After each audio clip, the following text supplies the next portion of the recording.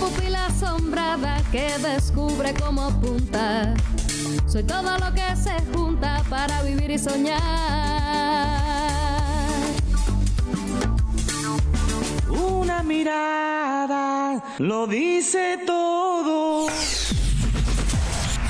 El 19 de junio de 1954, desde el presidio de Isla de Pinos, Fidel les escribe a Melba y Aide: nuestro programa revolucionario es el más completo, nuestra línea la más clara, nuestra historia la más sacrificada. Tenemos derecho a ganarnos la fe del pueblo, sin la cual, lo repito 1000 veces, no hay revolución posible. Con este aliento, te invitamos a la pupila de hoy, que lleva por santo y seña, tú lo sabes, la pupila asombrada, donde siempre eres, me gusta recordártelo. Bienvenida, bienvenido, y también viceversa. En 1937, Melba matricula en el Instituto de Segunda Enseñanza y en 1939 se gradúa de bachiller. En julio ingresa en la Universidad de La Habana, donde comienza a desarrollar sus inquietudes revolucionarias. El 20 de octubre de 1943, Melba se gradúa en Derecho y comienza a trabajar en una consultoría. Allí conoce a Elda Pérez, quien trabajaba como contadora, y entre ambas se teje pronto una relación de amistad. Juntas asisten al Liceo Ortodoxo, en Paseo del Prado 109, sede del Consejo Director Nacional del Partido Ortodoxo, donde conocen a Juan Manuel Márquez y comienzan a participar en los actos de masas contra la corrupción de los gobiernos auténticos. Primero hay que decir que sin el golpe del 10 de marzo no hay 26 de julio de 1953 y que estos dos hechos van a marcar la vida de todas las personas relacionadas, tanto con el grupo de Abel Santamaría en su apartamento de 25 yo en el Vedado, como todos los demás que van a participar en aquellas acciones en el verano del año siguiente. Melba se inserta en esta historia con su amiga Elda Pérez. Precisamente en la noche de ese mes de marzo, Elda lleva a Melba a conocer a Aide y a Abel Santamaría para vincularse con un grupo de jóvenes antibatistianos, en aquel momento antibatistianos, revolucionarios, otra categoría que la van a ganar a través de la práctica en los meses siguientes. Y es por ello que a partir de ese instante ya comienza todo un movimiento casi familiar en aquel apartamento de 25 y comienza Melba a conocer a otros compañeros que visitaban el apartamento de Abel. Este grupo pertenece a Abel, su hermana Aide, pertenece Jesús Montané, Raúl Gómez García.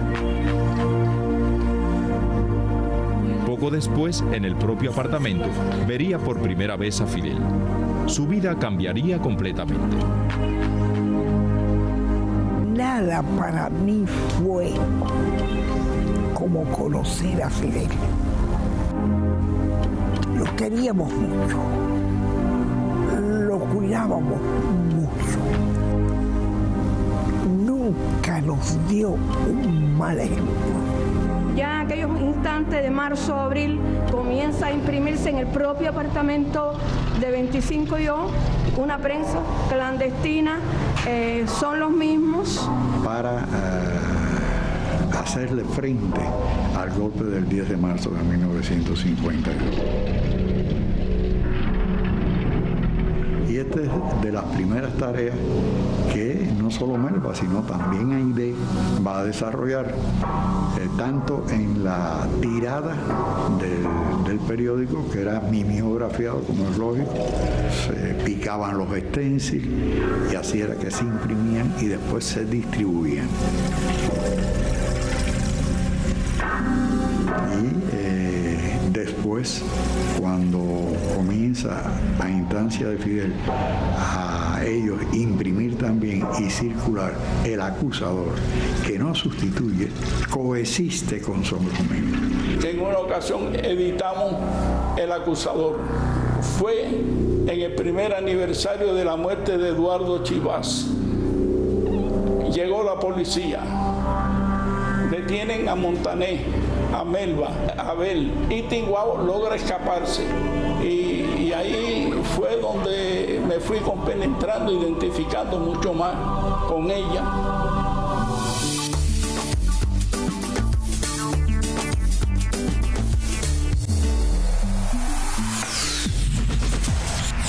Momentos del documental Melba de Rubén Piña, con los que ya estoy con mi primer compañero de la noche, Fidelito. Bienvenido, Fidel. Gracias, Karen. Bueno, estamos con una de las grandes mujeres de la historia cubana. Yo diría que Melba, Aide, Vilma, son de esas mujeres que han marcado la historia, especialmente desde los años 50. Melba, que nació en Cruces en el año 1921, desde la época del Partido Ortodoxo ya empieza a destacarse como luchadora por los ideales, con una eticidad a toda prueba, una sencillez, una mujer que hasta sus últimos días fue completamente entregada a la causa, particularmente a Fidel, a la obra de Fidel, para decirlo bien. ¿Y qué tiene Fidel junto con Aide, ese momento de insurgir que es el asalto de Cortés Moncada? Melba y unas prisioneras después, una importante labor sacando documentos, las cartas. La propia historia me absorberá. Bueno, y quiero agradecer especialmente a Manuel Enríquez Montané, sobrino de Melba, y a Milady Limonta, su compañera, que también ha estado, son parte de la vida de Melba, y que nos cedieron todos los materiales, nos sentamos con ellos, nos hicieron muchas historias, fotos de importantes momentos en la vida de Melba, hasta una parte que nos vamos a recoger en el programa, que no nos va a dar tiempo, porque ya estuvimos mirando los materiales. Vamos a el Moncada, vamos a dedicarnos a toda la insurrección, hasta la Sierra Maestra, también un importante papel de Melba, y hasta el triunfo de la revolución. Después de eso, Melba ocupó importantes cargos, y entre ellos el Comité de Solidaridad con Vietnam. Estuvo en Vietnam bastante tiempo, durante los días de la guerra incluso. Conoció a Ho Chi Minh, intercambió mucho con Ho Chi Minh, y creo que esta es una zona importante que dejaremos para otra edición. Melba, una de las mujeres icónicas de la historia de la revolución y de la historia cubana, podemos decir, y particularmente de estos periodos que van desde los años 50 hasta prácticamente nuestros días. Melba la perdimos físicamente en el 2014, y siempre, hasta sus últimos momentos, fue una mujer entregada a la obra de la revolución. Fidel, como un poco como esa generación, porque tú estás hablando de Melba, hablabas, por supuesto, de Vilma, hablabas de Celia, y uno piensa en toda esa generación del centenario. Yo creo que en el documental lo vamos a ir viendo, no sé, Renato Vitárbol, Luis Santa Coloma, Raúl Gómez García, Abel, esos jóvenes que con 20 y tantos años cayeron, en muchos fueron asesinados después del combate, y que es algo que nosotros debemos, sobre todo, hacerlo llegar a los jóvenes, para que sepan que muchachos fueron los que hicieron esa zona de la historia, entregados por entero, que dieron su vida por la justicia social. Fidel, vamos entonces a ver el documental y regresamos. No te me vayas, que sé que tienes música por ahí. Vamos a ver un fragmento de material.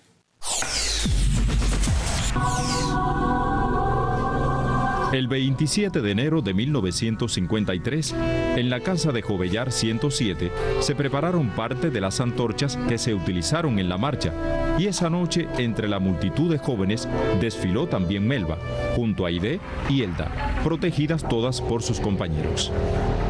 Y ya ellos sabían que la policía se iba a apostar a ambos lados de la calle San Lázaro para reprimir esta acción. Pero dice Melba que fue tal la avalancha de jóvenes y la fuerza de esa bajada que se replegó la policía, a pesar de que estaban armados, por supuesto.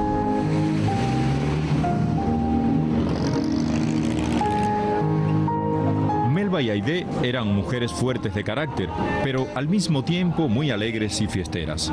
Vivían pendientes de los programas radiales y de las carteleras de cine, pero siempre cumpliendo ciertas reglas de Abel, quien para cuidarlas no las dejaba salir tarde en las noches.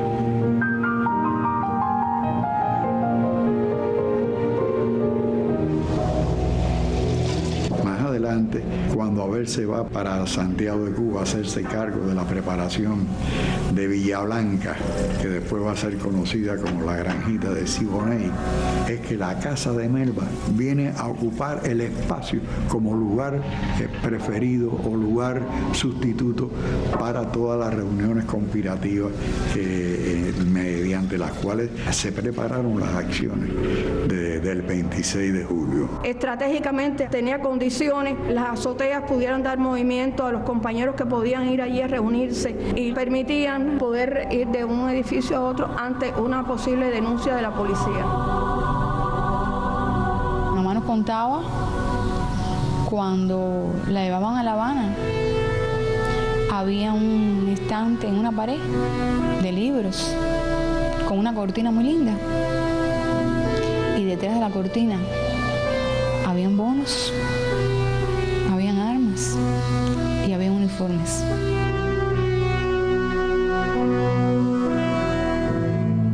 La mayor parte de todos los detalles relacionados con el 26 de julio fueron a partir de 3 meses antes del 26 de julio, porque ya comienza el plan directo del movimiento organizado por Fidel con la idea de tomar los cuarteles por sorpresa, no de combatir. ¿Cómo llegar y ocasionar sorpresa? Bueno, uno de ellos era usar los uniformes del ejército, llegar como si fueran miembros del ejército también. Yo soy el que recluto al militar, que a través de él conseguimos la casi totalidad de los uniformes. Era fácil, digo, porque dentro de aquel ejército donde había negociantes, comerciantes, garroteros, todo, había quienes compraban los uniformes para venderlos en el campo como ropa dura de trabajo. Y así fui obteniendo y ir llevando a la casa del tío. Las mangas de la camisa le quedaba por la mitad del brazo a Fidel. Los pantalones muy por encima de los tobillos, la talla mayor. Y esos uniformes también se hacen en la casa de Melba. Y Elena Rodríguez del Rey montó un taller de confecciones en Jovellar 107. Donde de hecho participa un grupo bastante numeroso de mujeres que confeccionan aquellos uniformes. Así fue que estuve yo seguidamente llevando uniformes a casa de Melba.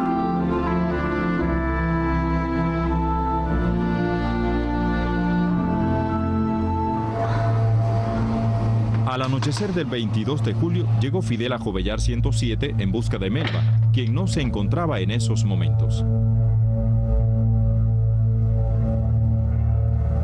De inmediato escribió en un pedacito de papel una nota para Melba y tras entregársela a Elena se retiró.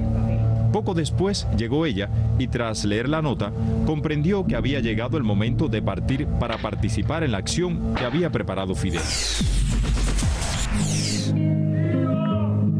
Y esta canción también dedicada a un joven que cayó por nuestra independencia, pero no en la primera guerra de liberación, sino en la última,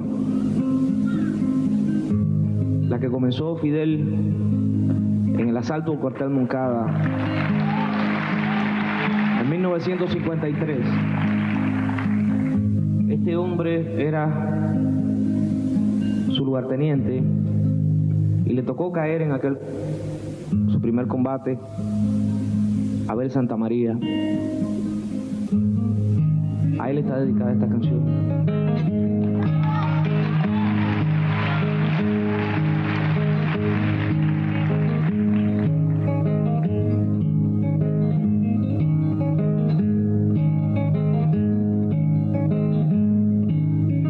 Siempre que se hace una historia, se habla de un viejo, de un niño de 100. Pero mi historia es difícil.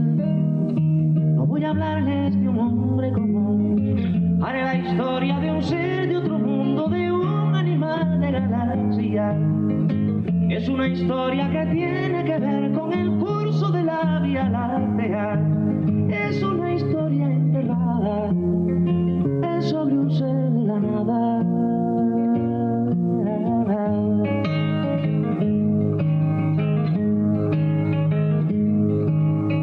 Nació de una tormenta en el sol de una noche.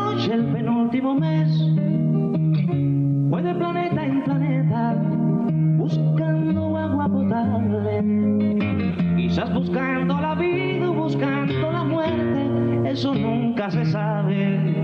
Quizás buscando siluetas o algo semejante que fuera adorable, o por lo menos querible, besable, amable.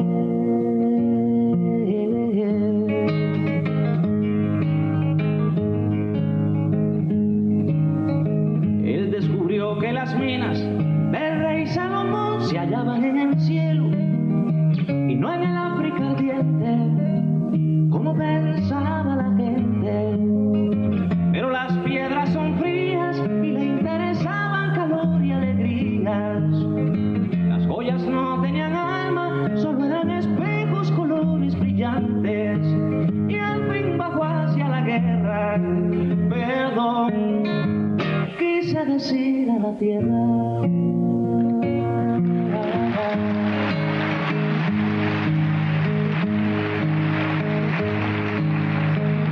La historia de un golpe, sintió en su cabeza cristales molidos y comprendió que la guerra era la paz del futuro. Lo más terrible se aprende enseguida y lo hermoso nos cuesta la vida.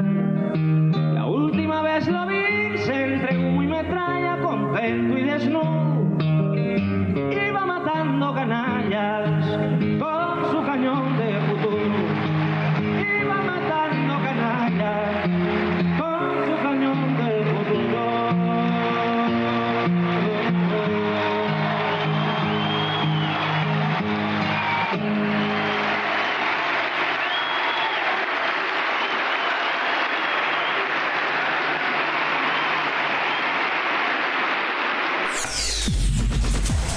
La canción del elegido, Fide, otro tema que también recoge todo ese sentir, todo ese signo de la época, por supuesto con Abel Santamaría. La canción del elegido para mí es una de las canciones más enigmáticas de la trova cubana, por decir nada más que la trova.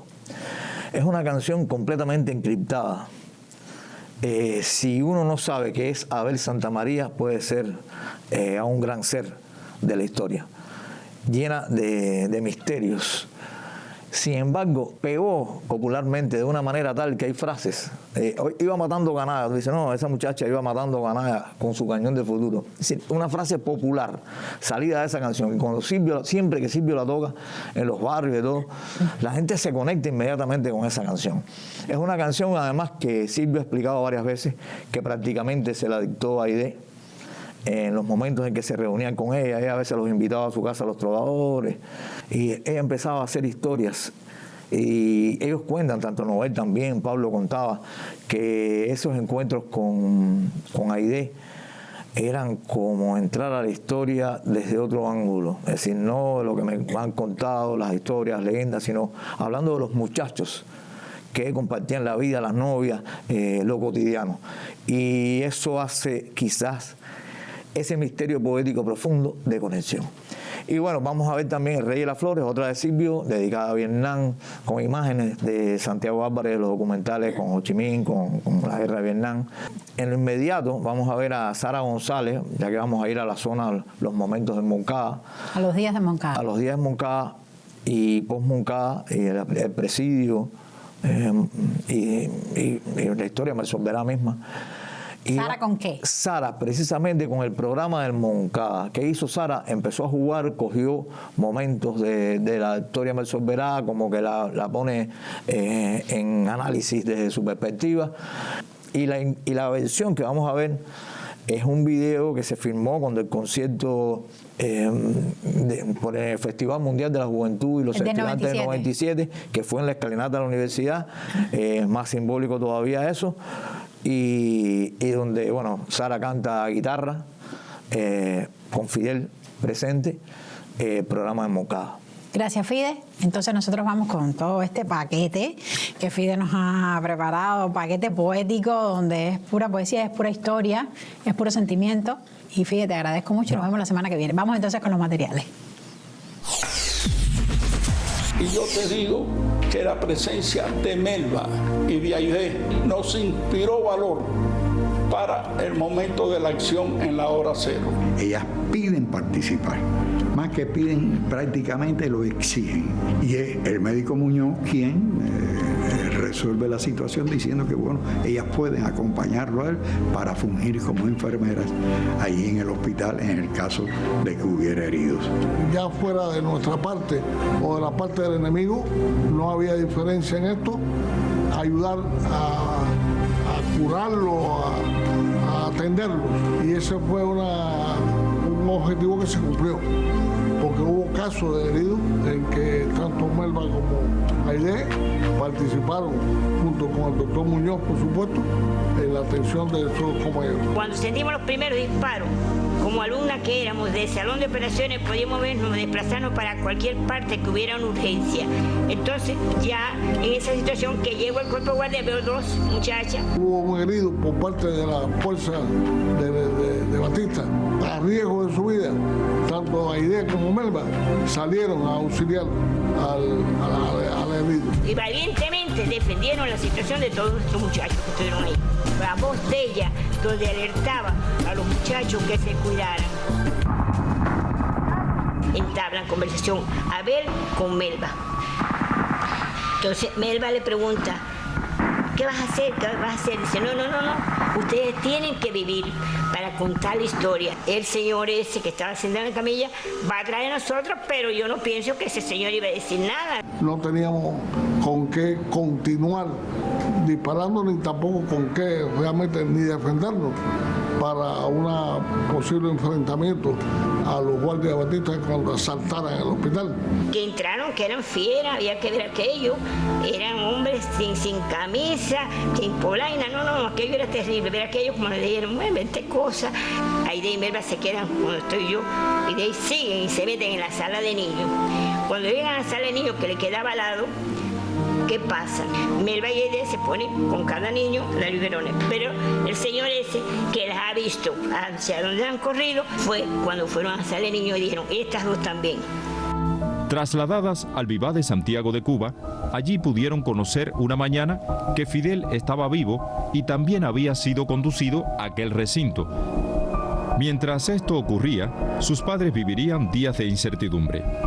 Su casa sería registrada por los cuerpos represivos de la tiranía como resultado de la ocupación del carné de abogada de Melba encontrado en la granjita Siboney.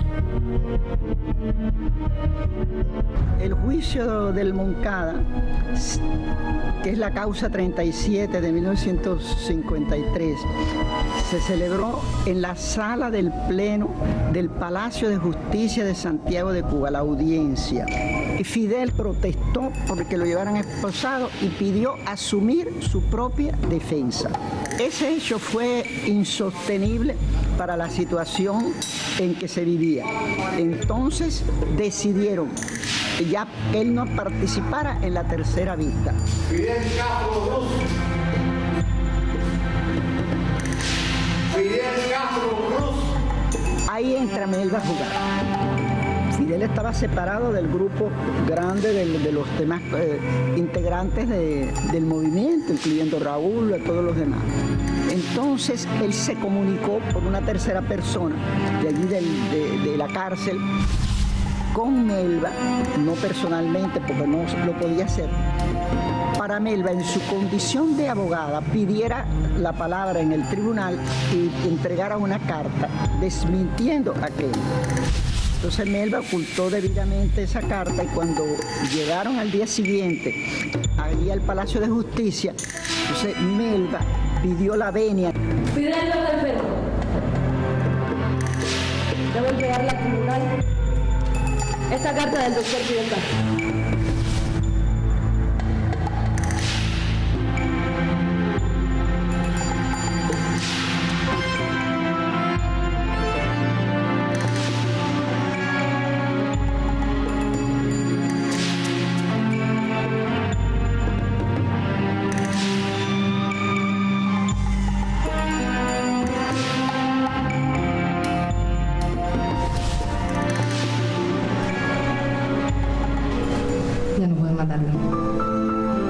Un momento muy fuerte, un momento muy interesante en todo sentido, desde el punto de sentido político, desde el punto de vista judicial. Melba y Aide pudieron haber sido absueltas, pero ellas insistieron, querían que las juzgaran igual que sus demás compañeros.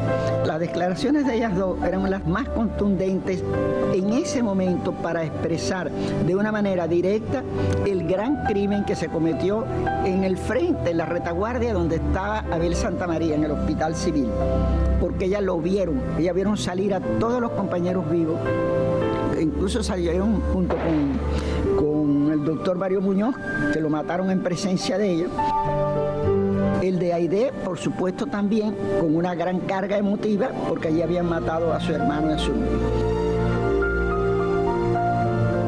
No es fácil olvidar la caída de Abel. Todos éramos iguales. Lo que sí no hubo nunca en nosotros, el arrepentimiento de haber escogido aquellos caminos. Jamás se nos ocurrió.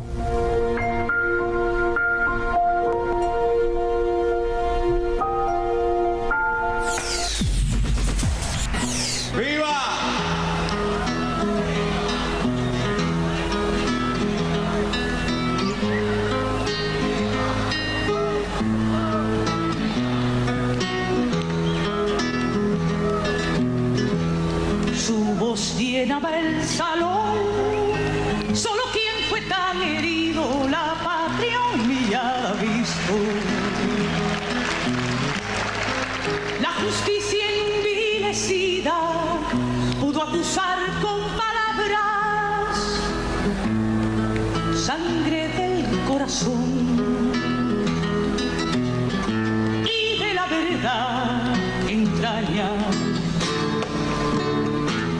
Los hombres del pueblo son desempleados obreros cosechando la miseria. Campesinos que en la tierra amada y ajena sudan. Y esta gran masa irredenta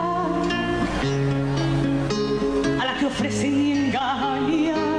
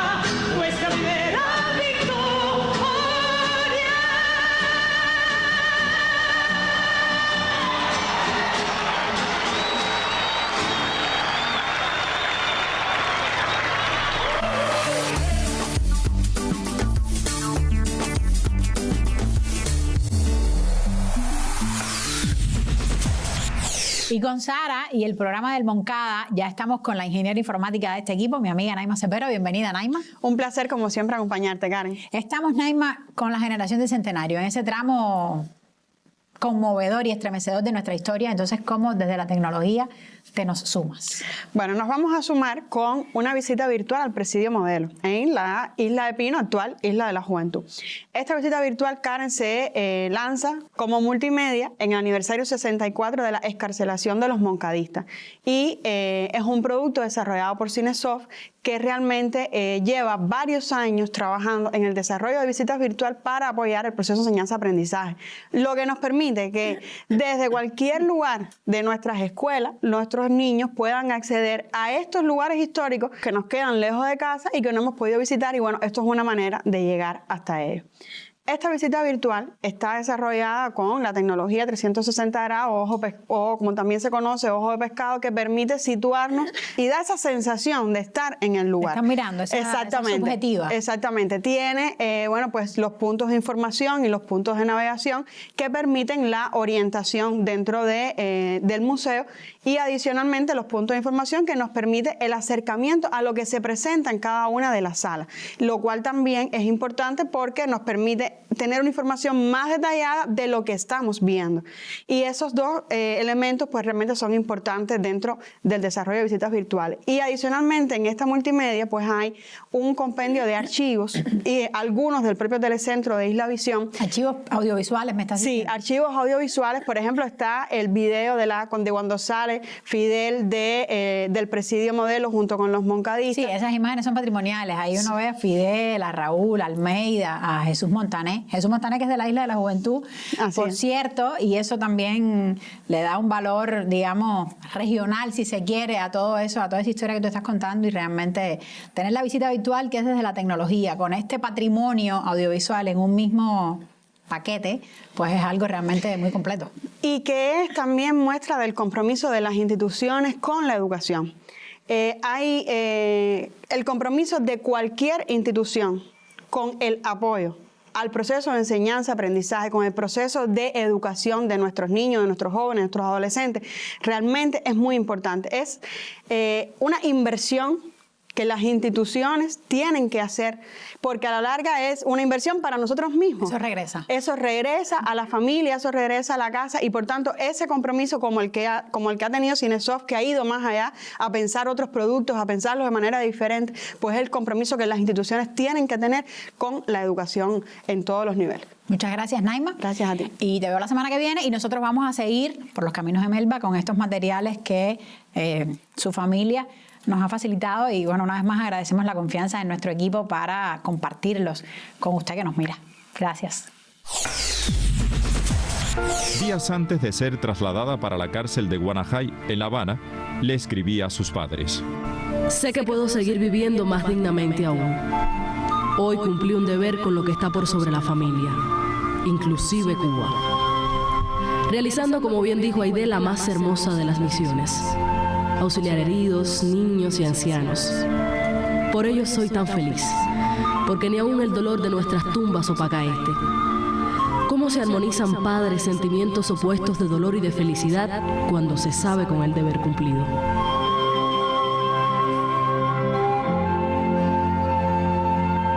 Yo conocí a Melba en la prisión de mujeres, cuando ella cayó presa.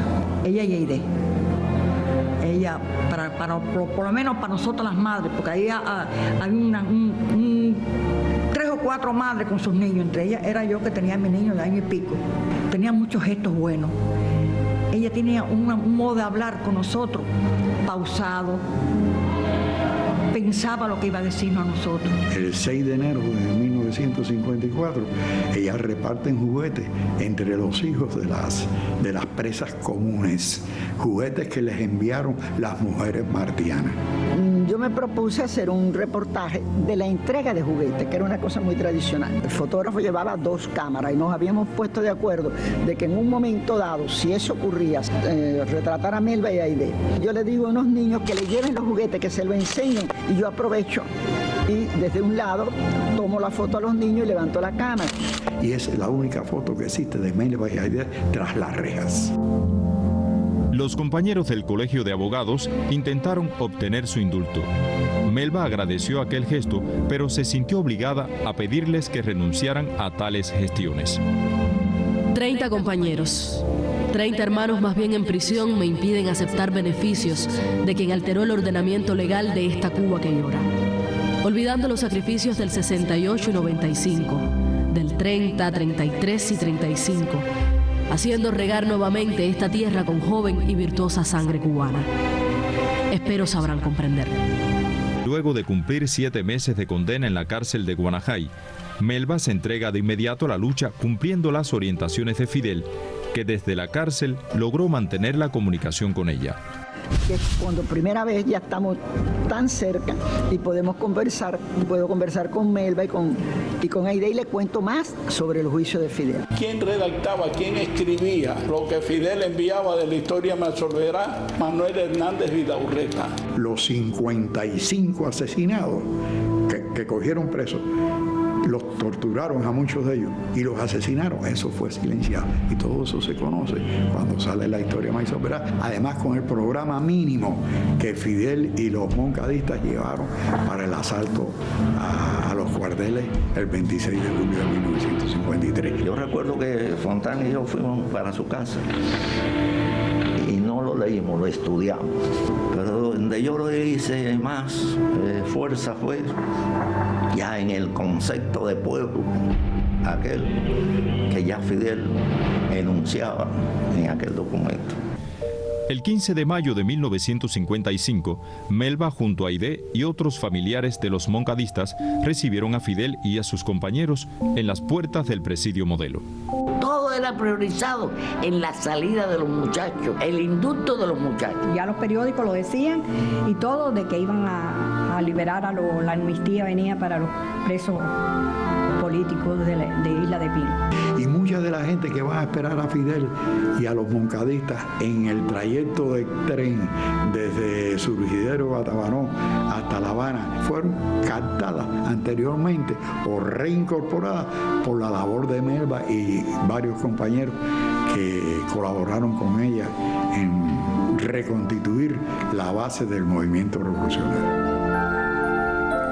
Durante el viaje, Melba y Montané tuvieron oportunidad de hacer una parte. De repente, aquella intimidad fue interrumpida por Fidel, quien les sugirió que se unieran y formaran una familia. En medio de aquellos trajines revolucionarios, su boda tuvo que ser pospuesta, pues Montané había tenido que abandonar la isla para incorporarse a los planes expedicionarios. Ella estuvo enamorada de él toda la vida, independientemente que era su compañero, y así era como lo decía, ¿no? El Chucho es mi compañero, pero compañero en otra dimensión. Él también, cuando había algún problema tenso que él la llamaba a ella, con muchas aspiraciones. Algunas las lograron, otras no pudieron tener sus hijos. El 1 de octubre de 1955 se casaron por poder, pero solo 9 días después, en un nuevo viaje de Melba, se produjo el anhelado encuentro en la casa de la colaboradora María Antonia González.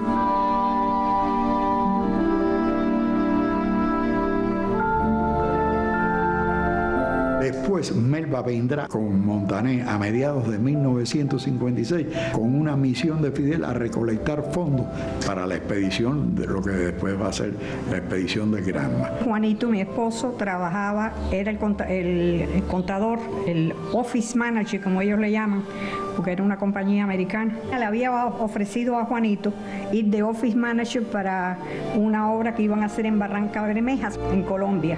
Melba le mandó un recado a Juanito que si él podía mandar algo para el movimiento, que lo mandara a México. Él le hacía un giro a México mensualmente.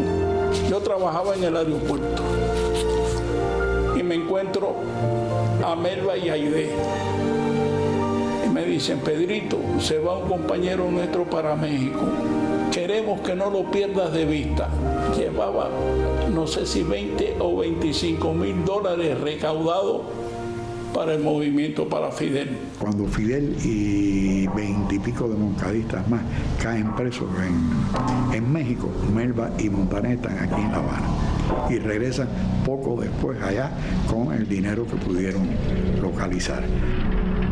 Enio Leiva y Pedro Miré son cogidos presos, que tenían un cargamento de armas ahí que debieron venir en la expedición. Un muchacho de 20 años había puesto todos sus ideales y todas sus cosas a venir a ser libre o mártir, y encontrarme que ni era libre ni era mártir.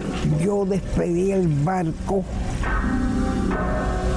cuando, fíjate que me da el deseo de llorar, me di cuenta que mi inconformidad está ahí, que yo no vine por Fidel, pero que yo jamás hubiera dejado de venir.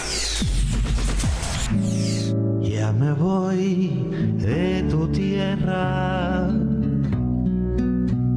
mexicana bonita, bondadosa y gentil, y lo hago emocionado, como si en ella dejara un pedazo de mí. Ya me voy, linda Lupe, y me llevo conmigo un rayito de luz que me dieron tus ojos, Virgen guadalupana,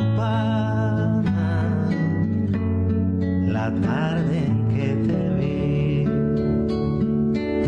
Golondrina sin nido, era yo en el camino cuando te conocí.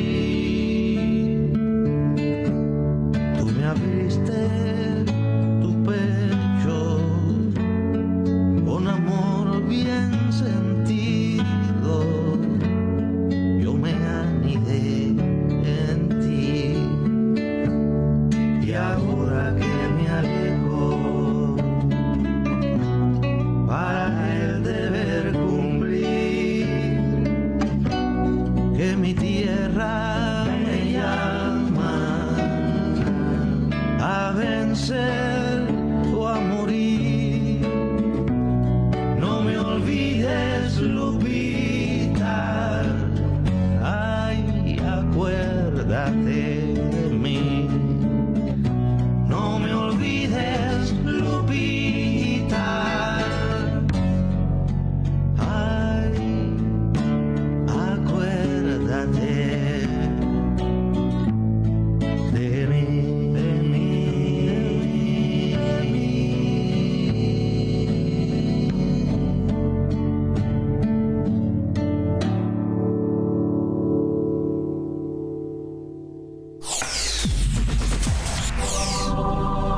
Sé de ella, ya cuando sé de Fidel que está vivo en la sierra y su mamá me llama de La Habana y me pide que vaya a Miami a ver a Melba. Desde que ella llegó, nadie más la había visto, ella no había ingerido nada, no había sufrido ningún tipo de higiene. Digo yo, Melba, Melba, grita. Veo que se mueve en la sábana. Digo, está viva. Llamé a un médico. Búscame un médico de confianza, una enfermera de confianza. La bañaron, la asearon, la vistieron y empezamos a alimentarla por suero, porque aquello era un cadáver. Volvió a ser Melba. Cuando yo la vi, Melba, digo, bueno, ya te puedes ir para Cuba. Ella me dijo, fíjate, una vez que cojamos el avión, tú no me conoces. Digo que yo no te conozco y quién te va a ayudar. Tú no te preocupes, a mí me van a esperar. Cuando yo llegue, ya yo voy presa enseguida. Cuando llegamos al aeropuerto, ya la estaban esperando. Sí, soy yo. Tienen que acompañarme.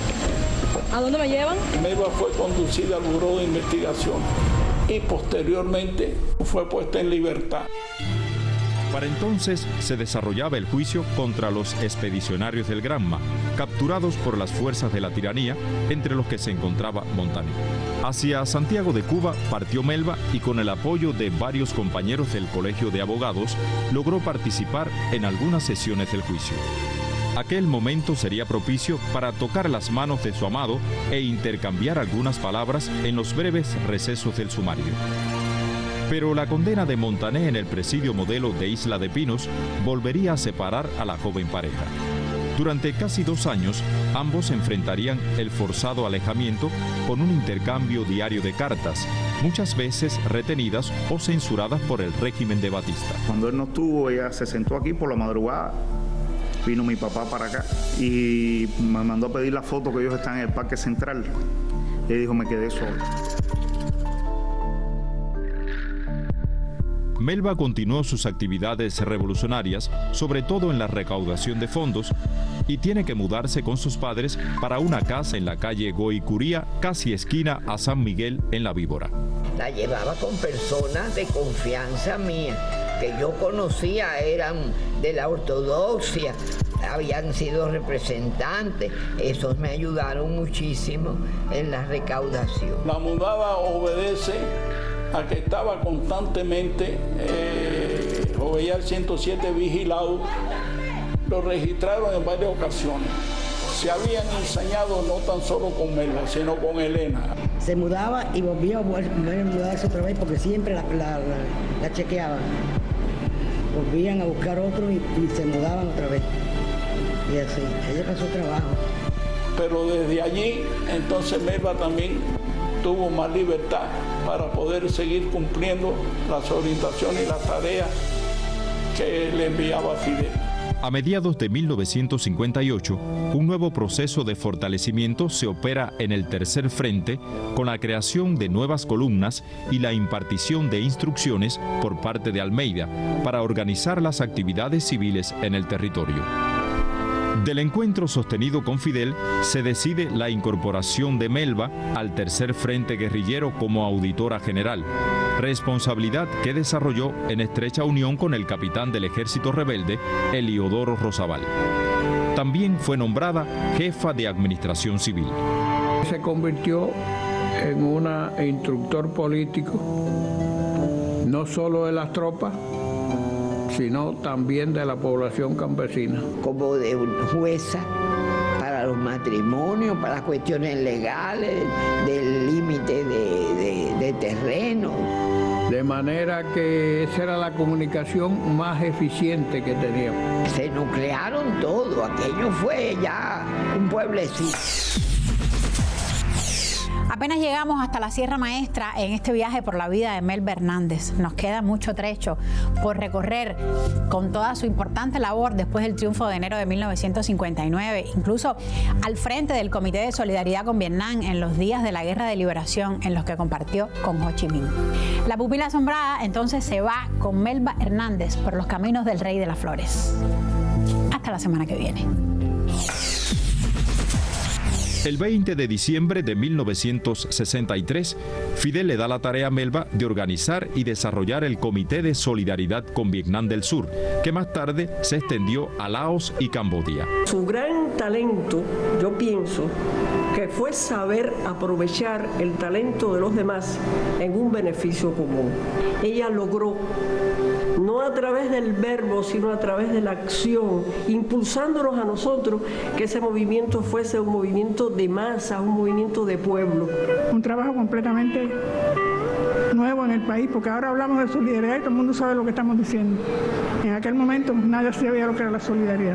Yo había insistido mucho en esa época en ir a Vietnam, incluso en el medio de la guerra, no a combatir, porque yo no soy un hombre de los tiros, pero sí a dar la solidaridad, a compartir, a hacer un poco de arte, si fuera necesario en el frente. Cuando Melba se entera de cuál es mi deseo, Melba pide que quiere encontrarse conmigo en privado. Después de que de regresar de Cuba a Vietnam, empecé a trabajar en el Departamento de Relaciones Internacionales del partido, y en todas esas veces, o casi en todas esas veces que vine a Cuba, siempre yo visité a Menba, o así con la delegación o personalmente, y siempre Menba quería a los estudiantes vietnamitas que estudiamos aquí en Cuba como sus hijos. Por lo tanto, le llamamos mami. Ho Chi Minh le regala un día de su jardín, que Ho Chi Minh vivía allí, él el que estaba en el jardín, le regala una flor el día de su cumpleaños. Eso ella lo valoraba inmensamente. Ella tenía un amor infinito por los vietnamitas. Estuvimos con las muchachas artilleras. En ese momento estaban bombardeando fuertemente Hanoi. Los vietnamitas nos querían llevar al refugio. No, para el refugio, para el refugio. Y me decía, no, ¿para dónde está la gente? ¿Cómo para el refugio? ¿Para dónde está la gente? Nosotros tenemos que estar donde está la gente. Para que estudiáramos a Vietnam, para a través del conocimiento lanzar nuestra campaña de solidaridad con Vietnam, Laos y Camboya. Se esmeró durante todas esas horas en convencerme que lo más patriótico era que yo preservara la vida para cuando Vietnam triunfase yo pudiera ir a tocar a Vietnam. Yo le decía que no, que ella estaba equivocada, que hacía falta que la gente fuera allí al frente de batalla, y le hablé del ejército ruso. Ella nunca evadió enfrentarse a lo que fuera necesario. Al revés, nuestro papel era en la vanguardia de la solidaridad y después ver qué faltaba, qué necesitaban. Ella siempre buscaba el ángulo humano del trabajo que había que hacer. Estamos hablando con un hombre de 70 años que vivió esto a los 24 o 25. La forma tan nítida y tan emocionante en que yo recuerdo el momento en que fue mucho lo que influyó en mí y lo que sigue influyendo como lección de vida, como lección de inteligencia y como lección de humildad. Melba sería nombrada también secretaria de la Organización de Solidaridad con los Pueblos de Asia, África y América Latina, OSPAAL.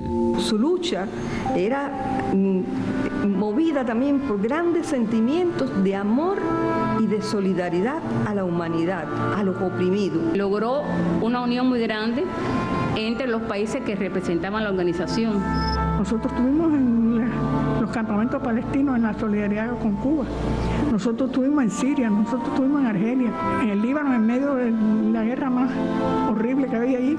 Pero Melba siempre decía, tenemos que ir a donde está lo difícil. Una gran integralidad y de una visión del mundo en su unidad. En su unidad, en su diversidad. Le dio mucho auge al trabajo de la organización. Es decir, la OSPAAL se expandió mucho al estar a ella frente aquí de la organización.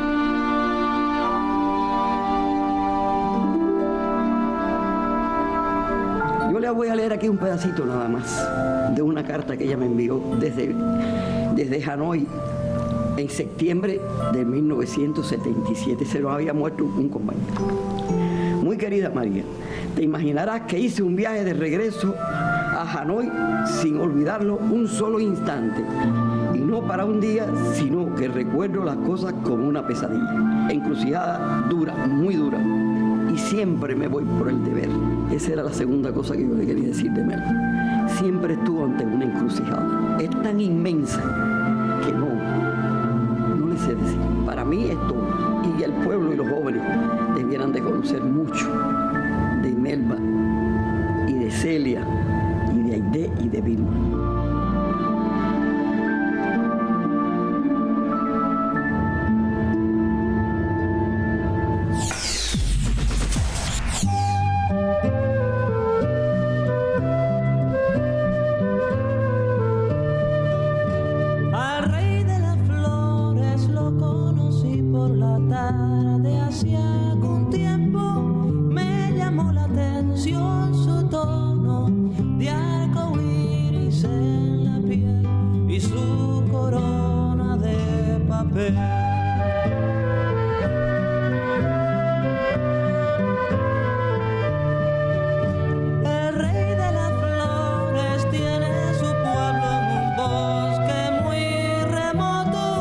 Dos sol, cada inquilino en una flor y en cada piso está el amor.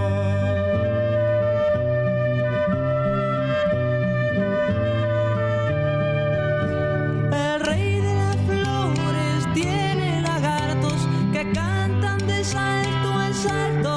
Tiene batallones de abejas chiquitas y arañas babosas y aves bonitas. El rey de las flores trabaja y trabaja, su pueblo también trabaja. Derrumba los bosques de hierbas tan altos, navega en los charcos de agua del campo.